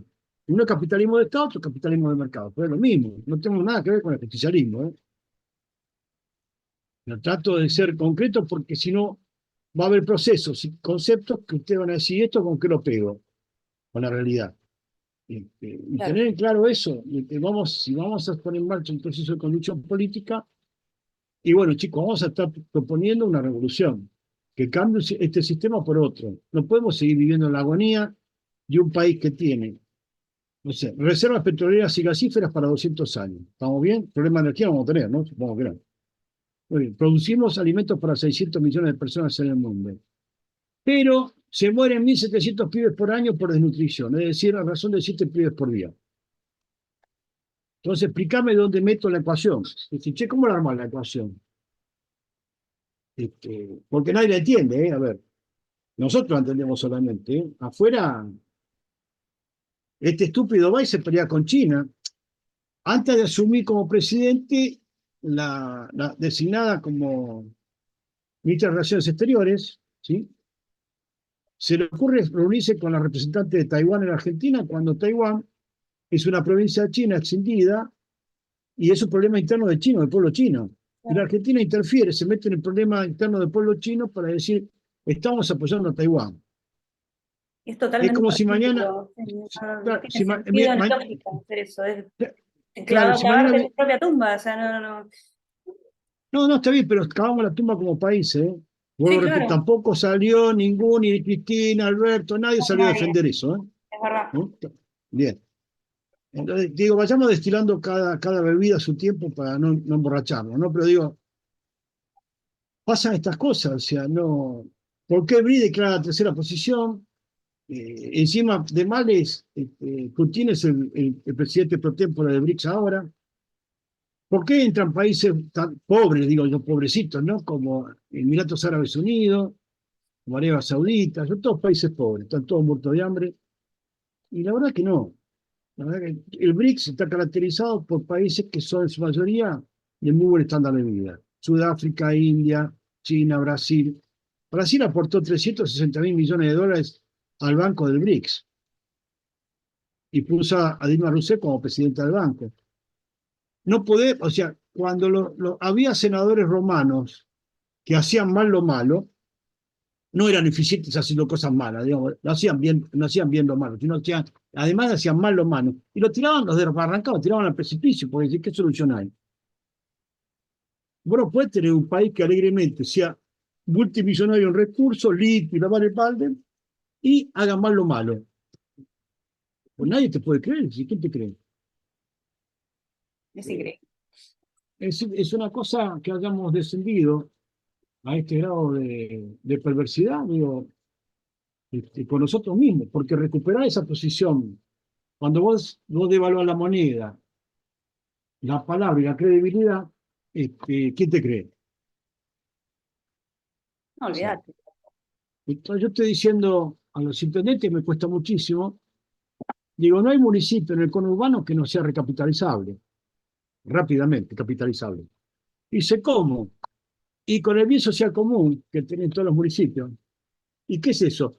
El bruto acumulado municipal de capital fijo, el bruto de capital fijo que tenés, las plazas, las avenidas, lo que vos quieras, que esté sobre el ejido municipal, que significa sobre el territorio del municipio. Ah, las avenidas, pero me dice, bueno, el asfalto, le digo, no, hasta la línea de edificación de la propiedad privada y todo lo que debajo está de ella y todo lo que está sobre ella, también es bruto acumulado municipal de capital fijo. En municipios populosos como La Matanza, que tiene 522 kilómetros de bien social común instalado sobre el territorio y unos 2,5 millones de habitantes, ponele que sean 300, 400, $320.000 el equivalente a cuantificar ese capital, dividirlo por la población, te da unos $350.000 por habitante, multiplicarlo por 2.400.000, ¿no? Si vas a más chiquita es mucho más, son 34.000 habitantes, una extensión que es mucho más grande que esto, ¿sí? O sea, capaz que te da 600.000 por habitante. El capital fijo, ¿sí? Si vas a Torquís, que tiene la Sierra de la Ventana, todo eso, si vos cuantificás y decís, pero la Sierra de la Ventana, ¿cuánto puede valer? Pero hace un agujero de 200 metros para abajo, a ver qué nos encontramos. no para explotarlo, ¿se entiende, no?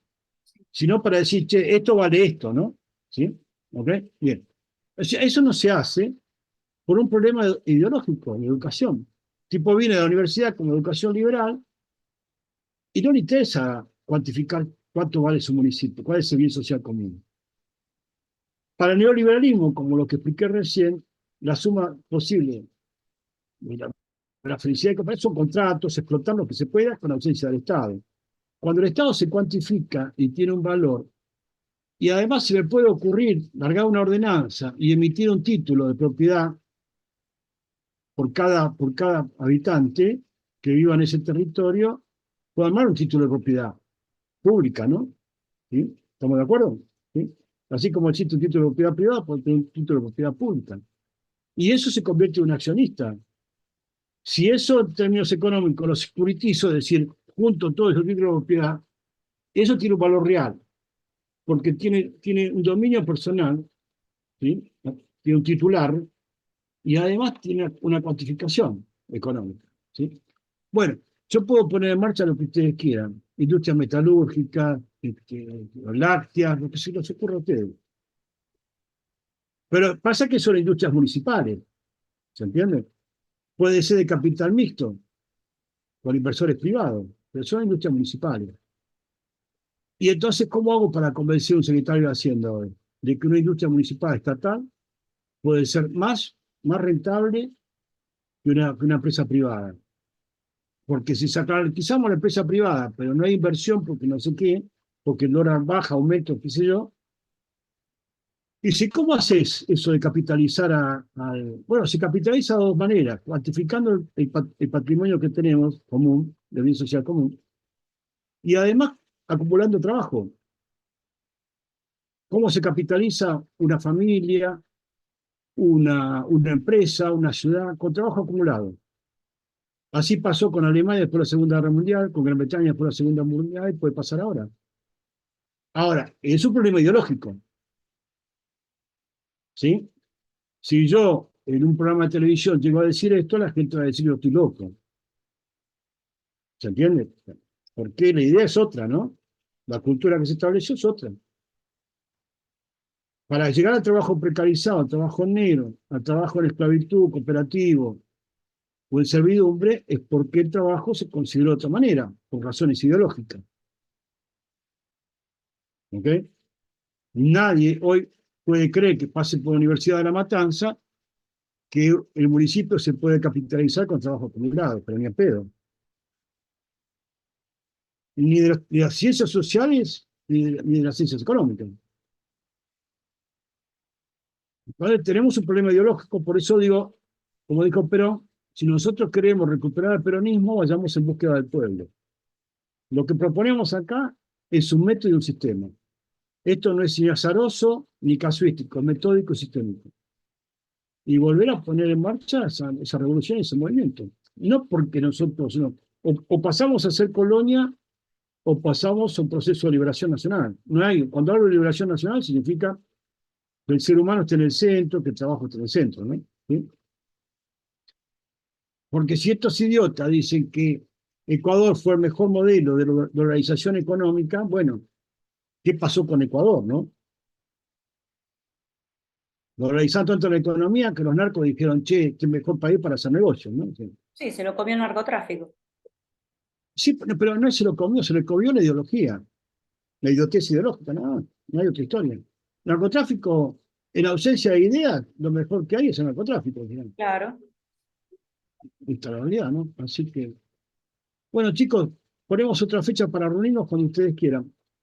Bueno, ahí tenés que Este, arreglar ahí con acá el dueño de todo, Ariel. con Ariel, sí, sí, que las convoco. Bueno, ¿ustedes de dónde son? Cuéntenme un poquito, así. De paso me tomo un mate. Vale. Bueno, te cuento, yo soy del barrio más gorila de Capital Federal, Mm, a ver. vecina de Cristina, de Recoleta. Ah, de Recoleta, mira qué bien. Sí. Qué bueno, che. Qué bueno. Estoy rodeada acá.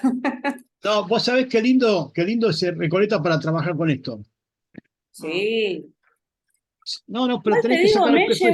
me he llevado una sorpresa en las últimas elecciones acá en el edificio, de gente que yo Sí, decía, sí, estos votan a Milei y esto. Y sí, me sí, llevé más de una sorpresa cuando charlas así de sí, pasillo sí, donde uno sí. andaba buscando los votos, Ujú.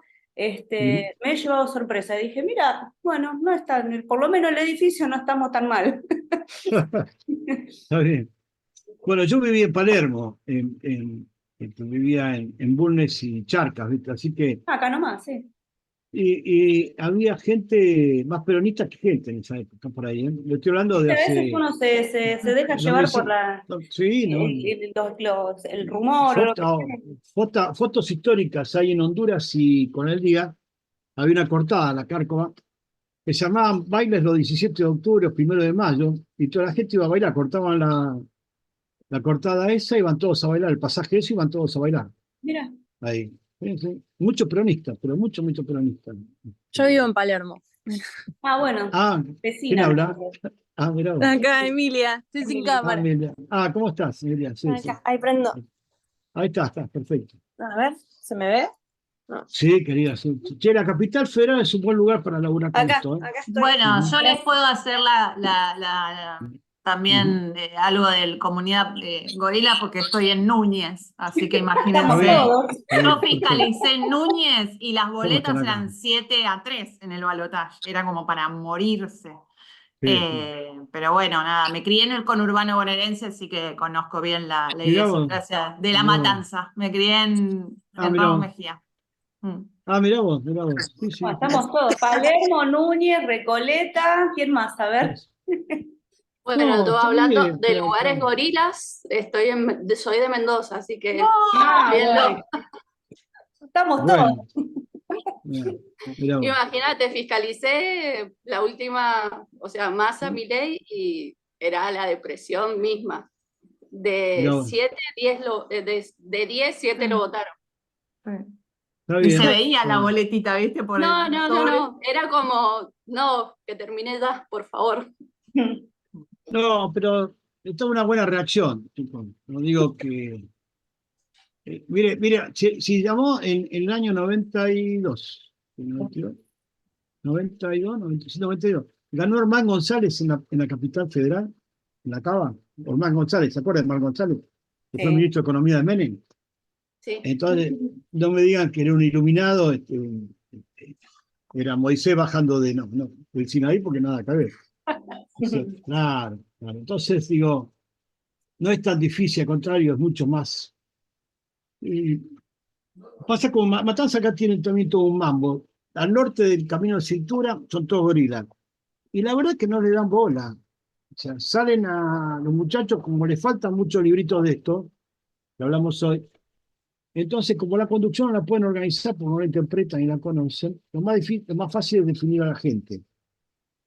Y yo no siempre digo, yo no estaba de acuerdo con Cristina hace unos años, pero digo, si la unidad es Cristina, vamos todos con Cristina, no podemos romper la unidad del pueblo. Primer error que podemos cometer es romper la unidad de criterio del pueblo. Es el primer error, por eso Perón se cansaba de decir, únanse, luchen por la unidad, se recontrapodría de decir eso, ¿no? Es fundamentalmente un pueblo unido, porque si no, podemos tener una contingencia electoral, política, pero en unidad siempre, siempre en unidad. Y entonces no está mal que haya ganado Milei con esa diferencia, porque está demostrando que hay una unidad, Mm. ¿sí? Y después otra cosa que hay que tener en cuenta, el pueblo jamás se equivoca, por más que pareciera que. Jamás se puede.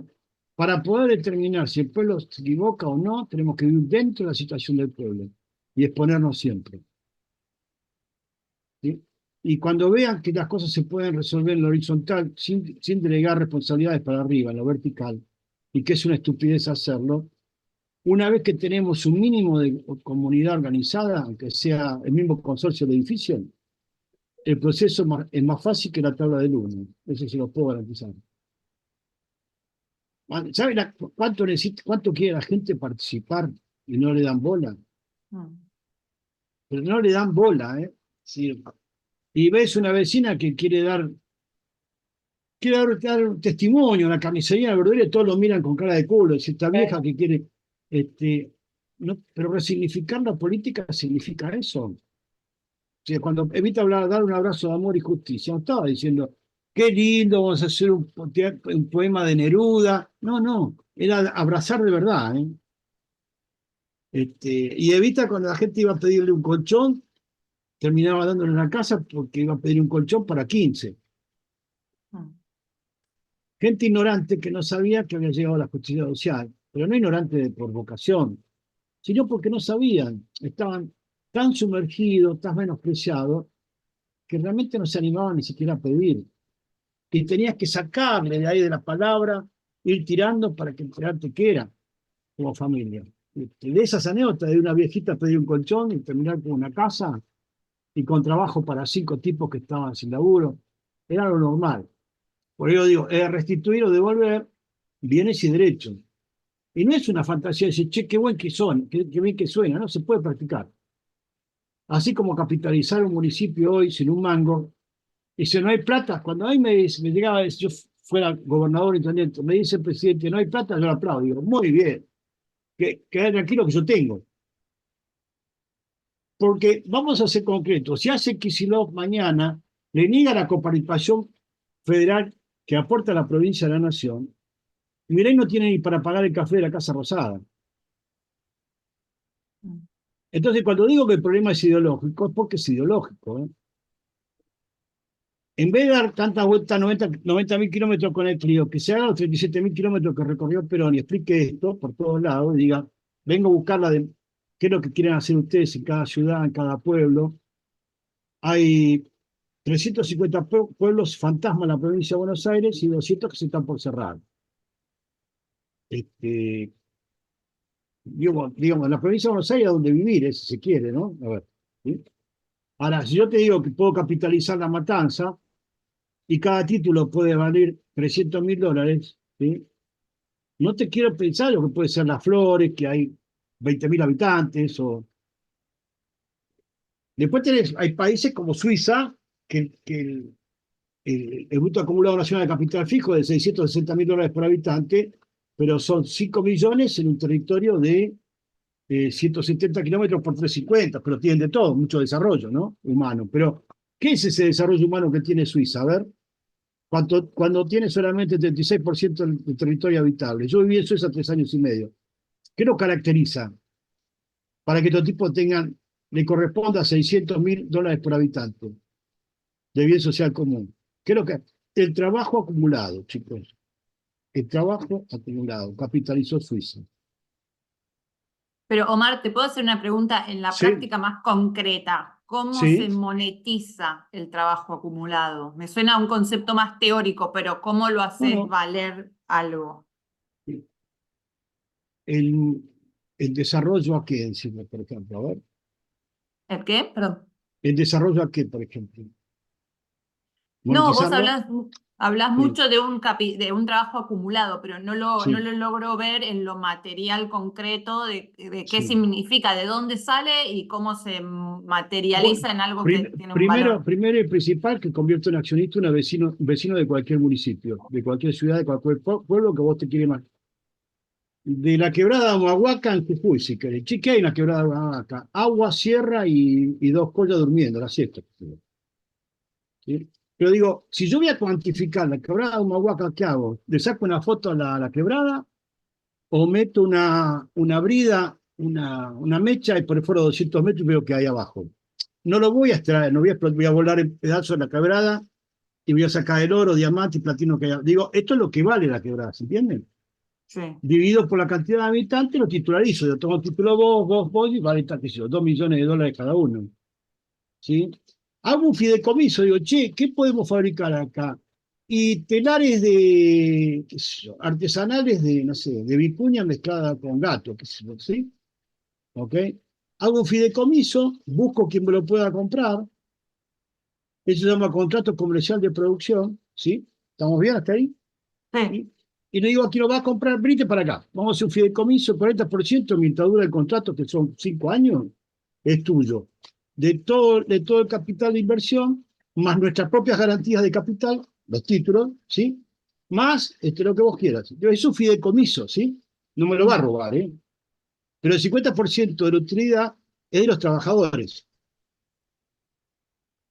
Cuando yo era subsecretario de Promoción Social, hace muchos años, tenía 20 años, pasó esto, hubo una inversión de 6.790 millones de dólares y pudimos generar 30.000 empresas en 20 meses. ¿Cómo 30.000 empresas? Sí, de 560.000 dólares cada una. Eran contratos comerciales de producción digregados, ¿viste? Por empresas de 54 tipos laburando, por municipio, ¿no? ¿A razón de cuánto? Y 5 a 6 empresas por municipio en 20 meses. Tenemos 2.118 municipios, hacer un numerito. Mm. ¿Ok? Bien. La Sí, sí, evolución de capital en giro, no sé si sabes, vos seguramente tenés algo de economía. La evolución de capital en giro, ¿sí? Es decir, capital inicial más trabajo igual riqueza. ¿Sí? ¿Qué produjo? 20.023 millones de dólares en producido. Mm. ¿Ok? ¿Sí? Con eso se redujo la deuda externa de 11.670 a 5.188. Las empresas de accionariado obrero, de economía social, quedaron organizadas. Algunas eran cooperativas, otras eran mutuales, otras empresas municipales, y quedaron funcionando. ¿Cuál era el trabajo acumulado? Y eso que te dije, 20.023 millones de dólares. Menos 6.193. ¿Sí? ¿Okay? De los cuales 50% pertenecía a ellos, más todos los bienes producidos durante la evolución de capital en giro, ¿sí? ¿Tá? Y nada más, otra cosa. Pero te aclaro que las rentas que produjeron los bancos, por solo emitir las garantías en contrapartida, en contrapartida, acá las garantías eran los trabajadores y al otro lado estaban los bancos de las empresas que eran compradoras y firmaban los contratos comerciales de producción. Fue del 426% la ganancia de los bancos. Eso se llama capital, o sea, capitalización por trabajo acumulado. Reconocido por Buenísimo. todos, ¿no? Están los documentos, las publicaciones. ¿Se entendió más o menos? Sí, sí, sí. Me llama la atención que algo que es tan a las claras provechoso para muchos sectores no esté puesto en acción, porque es como no tiene parte mala en algún punto, porque produce, ¿No? se reparte, pero no, Todo. digamos, como que hay mucho poder en ciertos sectores que traba eso, claramente No, los que tienen, pero tal vez ego- las empresas que no quieren competencia o algo así. no, egoísmo de ignorancia acumulada, si se quiere, si se quiere. Pero es ignorancia, ¿eh?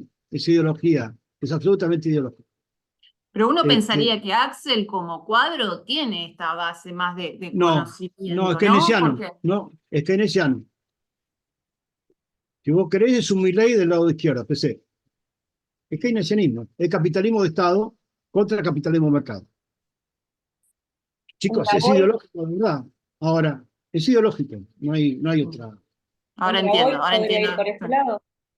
¿Cómo? Un Grabois podría ir por ese lado.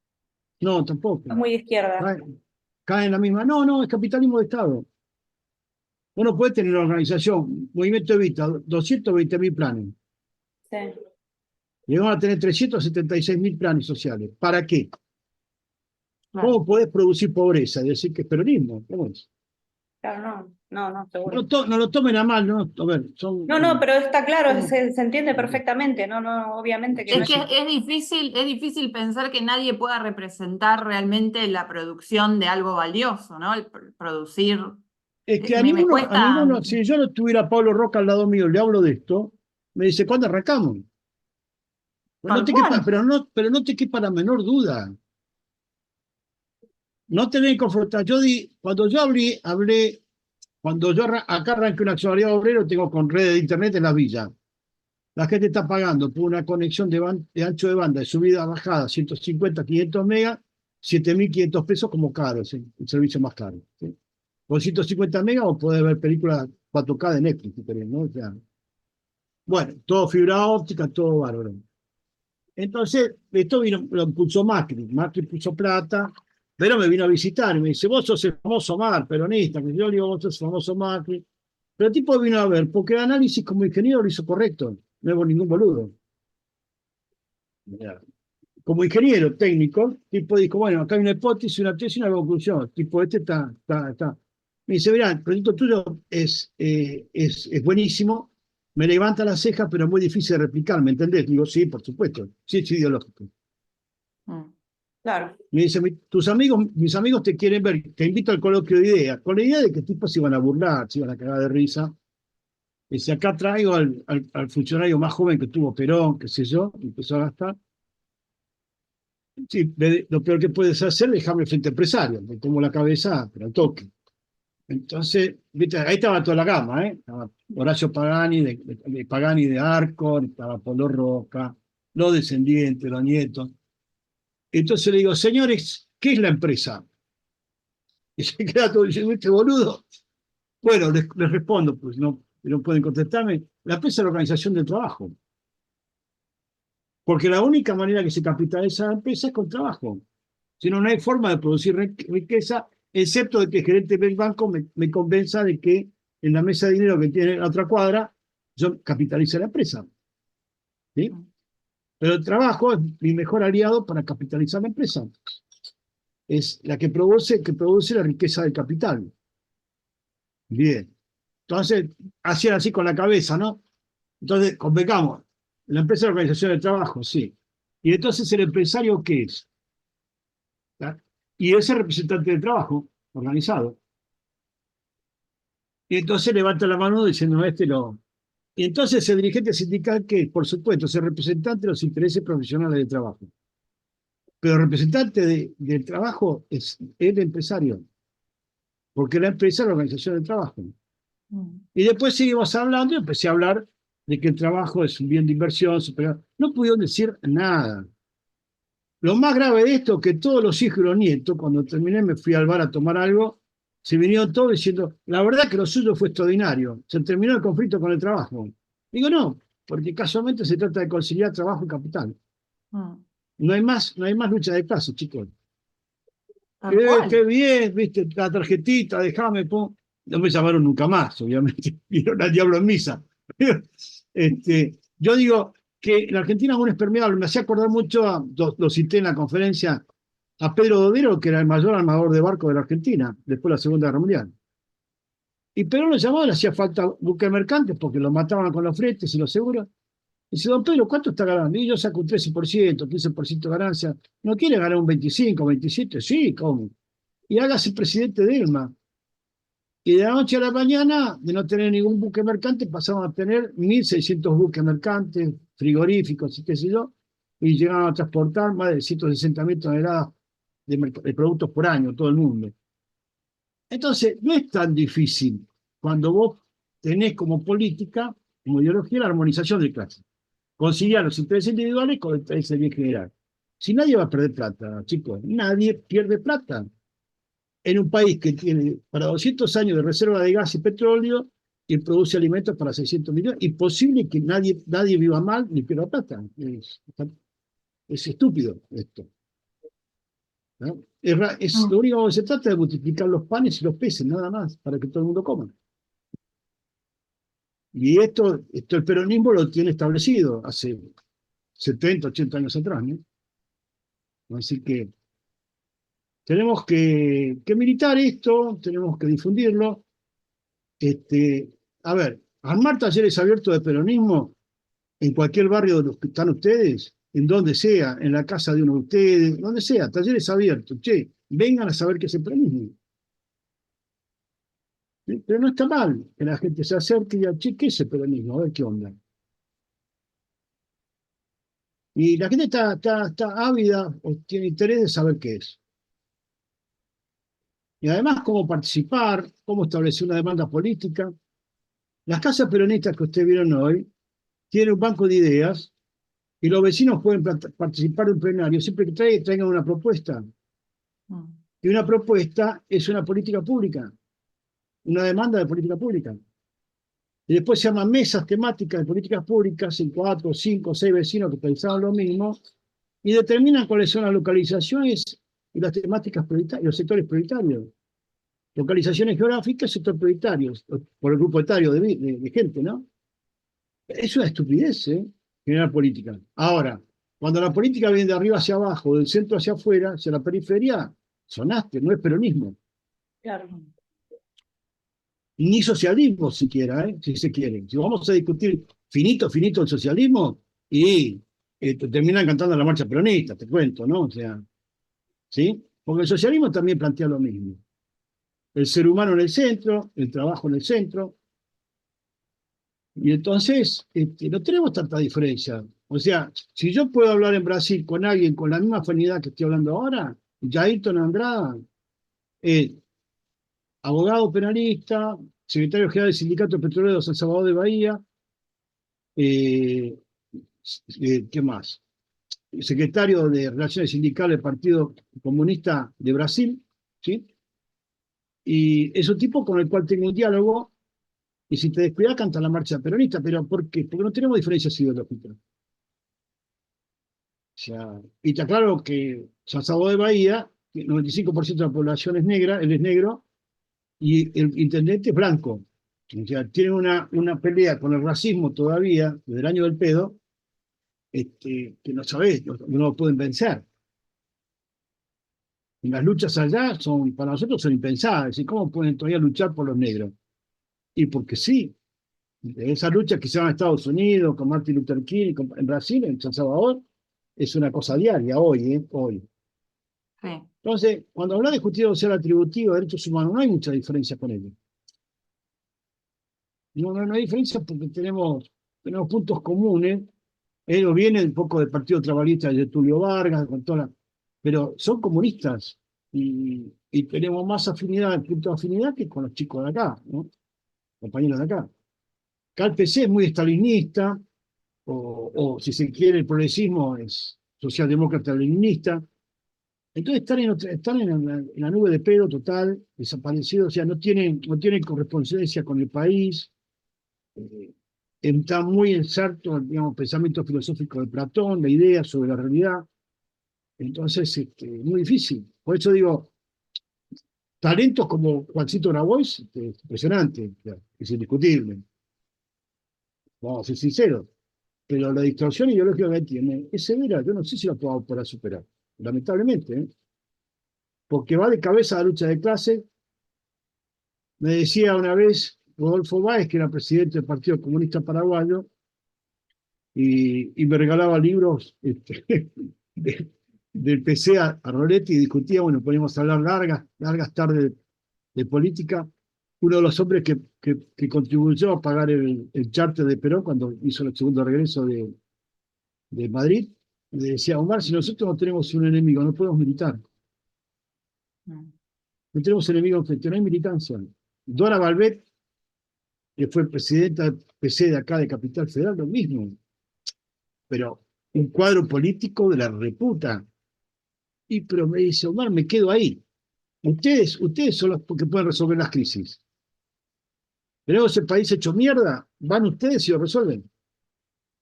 Nosotros vamos a chocar siempre. Porque si no hay lucha de clase, no hay motivo de militancia. Lamentablemente, pero estoy hablando de talento de la República. Y digo, ¿cómo puede ser? Que son genios, ¿no? Sí, son cosas muy, ¿Y con Leandro grosas. Santoro tuviste charlas? ¿Cómo lo Bueno, ves a Leandro él? Santoro es un tipo que me sorprendió por la definición. Las conclusiones ideológicas, ¿eh? No las políticas, las ideológicas. Sí, yo participo en su organización y en los plenarios Ya. él habla de capital y trabajo, sector Claro, privado y claro, público, o sea, de claro, inclusión, no de claro. exclusión. Me parece un tipo muy, Sí, muy formado. sí, pero habría que llevarlo a definiciones más profundas en lo ideológico. No importa, o sea, Hortensio Quijano lo acompañó a Perón en 2 fórmulas presidenciales, a ver, no jodamos.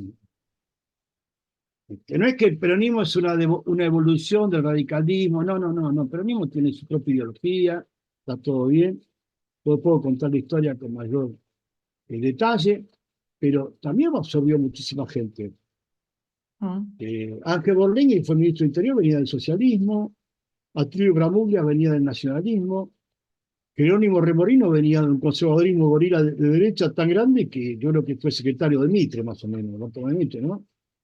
Pero del radicalismo vino mucha gente. Ursi, Homero Manzi, Tercio Quijano, mucha gente valiosa, pero vuelvo a repetir, fueron buenos peronistas.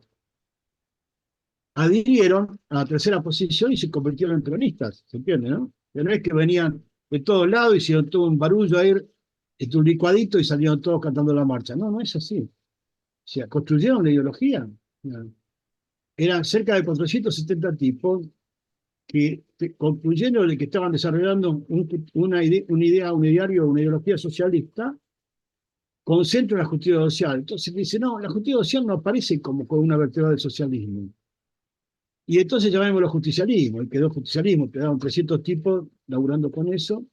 Después apareció Enrique Arturo Sampay, que le dio forma de teoría de Estado. Ahora, ¿cuántos artículos de Constitución del 49, del cuerpo dogmático de la Constitución del 49, tiene, por ejemplo, la Constitución chilena? Y tiene 7 artículos. La uruguaya 17. La brasilera tiene 12. La francesa, el 100% más 20 más que inventaron cuando hicieron la quinta República de Francia. Pero la totalidad, el contrato de trabajo, cómo será trabajo céntrica, el modelo, que está dentro de la Constitución Nacional Francesa. El contrato de trabajo, este que quieren derogar ahora con el DNU, tiene rango constitucional en Francia, por influencia justicialista, ¿no? Decía, las 2/3 partes del mundo, es decir, casi el 70% de los países del mundo en 1972 estaban en la tercera posición justicialista. Digo, Finlandia, que hoy tiene 54% de renta al trabajo, Suiza, Suecia, los países nórdicos, ¿qué más? Bueno, Italia, Francia con De Gaulle. A mí me tocó estudiar economía social participada, accionariado obrero, con André Malraux en Francia, en el 23 de febrero del 74, que me mandan a hacer un curso con él en 2 semanas. Yo no sabía ni quién era. Tenía 20 años, para mí era viejo francés. Y resulta que fue ministro de Cultura de Gaulle y me explicaba el modelo de economía. Me dice, esto es un modelo, es un programa cultural, un programa de cultura, no es un modelo de no sé qué técnica económica. Y ya entender eso te costaba, pero después lo casé bien. Y con el tiempo me di cuenta, el tipo escribió La condición humana, que para el francés era la honra cultural de Francia, André Malraux. Estaban las dos tendencias, Camus y Malraux filosóficamente. Yo fui a hacer un cursito como aprender a andar en bicicleta o a tejer, qué sé yo. Pero después empecé a dar la impresión, digo, ¿dónde estuve? Pero digo, y el tipo honrado con Perón y con la Revolución Justicialista, pero la transpiraba la Revolución Justicialista, ¿no? La adoraba casi místicamente, ¿no? Entonces, comprendí un montón de cosas que son imposibles de pensar hoy día. O sea, y con el tiempo, hablando con Jean-François Copé, que fue ministro delegado de presupuesto de Sarkozy, yo colaboré para poder transformar el partido Unión por el Movimiento Popular. Les voy a mostrar con qué estructura orgánica en la próxima que nos veamos. Y me decía, bueno, el peronismo solamente en Argentina está defendido por sus muertos célebres. Y hay como una patada, ¿no? ¿Cómo puede ser que solamente... Sí, ¿cómo puede ser que un prócer como Perón, y vos decís, pará, ¿cómo dijiste un prócer como Perón que descubre una nueva ideología, una nueva posición ideológica para ustedes sea un partido político? Ya estaba diciendo un tipo en ese momento tendría 40 y pico de años.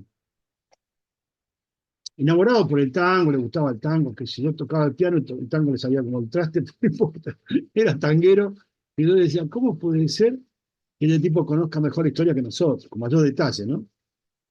Y entonces se te complica ese tema, ¿no? Así que el BRICS hoy está levantando esa posición. Y cuando vino Alexander Dugin, filósofo ideólogo de Putin, acá, y trataban de vender la postura progresista de Ernesto Laclau. Y el ruso un poco más pega un portazo y los manda a todos ahí en la Universidad de Lanús, con que me llama Pancho Pestaña, Ana Jaramillo, al pedo, pero al pedo, como si el otro no supiera nada. ¿Entendés? Y entonces es complicado, ¿no? Tipo que le mataron la hija hace poco tiempo, en un atentado, casualmente por la promoción ideológica de lo que están haciendo, ¿no? El BRICS hoy está juntando más del 60% de la población mundial económicamente activa y se está chupando a todo. E Inglaterra ya incorporó a 3 países de lo que es el Commonwealth. el mundo mancomunado británico, que es la India, como se llama, Sudáfrica, ¿sí? Y Arabia Saudita, uno de los países árabes también. Ah, Irán también, ¿sí? Que Irán, por más que sean independientes, se coman a Israel cruda, siguen tendiendo su cuadrito de la reina colgado en la pared, ¿entienden? ¿Sí? ¿Ah? Entonces, yo digo, si ya Inglaterra está jugando a tercera posición en el BRICS, ¿sí? ¿Cómo puede ser que nosotros salgamos siendo país autor? Es una cosa, eso es lo que veo complicado, chicos. Así que bueno, arreglo con el compañero. Y Bueno, cuando ustedes gracias, digan, Omar. Qué che, placer poder hablar no, así, al en contrario, profundidad. no, me alegro mucho, me alegro mucho por Omar, ustedes. querido, mil Bueno, gracias, mil no, por gracias. Yo favor. salía de un campo, entraba y salía porque venía en la ruta, pero no quería Bueno, dejar de estar igual bueno. escuchándolos, no, obviamente las para escucharte y no para participar, No, salvo por favor, por favor. lo que quisieron hablar los chicos, que me parece genial, y en breve nos ponemos de acuerdo cuando podemos hacer algo nuevamente y avanzar un Sí, poquito sí, más. No sé si a sí, alguien les gustaría decir algo al respecto de lo que sea, sí, sí, obvio. es el momento. Sí, Yo quedo atenta a los próximos pasos y a sí. que podamos plasmar algo, aunque sea un piloto pequeño de algo más aplicado, ¿no? No, Para no pensar hable, desde lo chicos, teórico y chicos, no también, hable no hable nunca de lo pequeño, ¿eh? O bueno, sea, la política es un virus que se contagia. Hace poco me propusieron organizar la capital federal, pero me dice, no tan grande, porque por ahí con otras provincias no queremos tener conflictos, pero ¿quiénes son? Estamos hablando como si fuera monarquía de capital federal que no quiere enfrentarse a la de Avellaneda, porque digo, y la gente no está parada ahí, ¿eh? Una Que vez la que la gente ya gente está un poco cansada también de esas cosas. claro, la gente se apropia del proceso político, no lo paras más, lo tenés que conducir. Claro. Y tal vez los muchachos que están acostumbrados al vuelto y la guitarra, para definirlo así en forma poética, no les gusta, les da miedo, les da temor, mm, ¿ya? Pero la conducción política es un sujeto colectivo, nunca es un caudillo y detrás la masa. Siempre es un sujeto colectivo que a veces comienza siendo gregario, porque es una grey, es una comunidad, y entonces se personifican a una persona. Pero hasta Perón, yo participé del Congreso 1974, donde dijo, mira, hay que institucionalizar el movimiento, ¿eh? mm. Perón ya fue, ya no existe más, esto hay que conducirlo por ustedes, tienen que conducir esto, yo no, ya está, ya la etapa gregaria terminó. Y algunos lo entendían, otros le dio miedo, viste, como que, ¿no? Y se perdió esa oportunidad histórica, ¿no?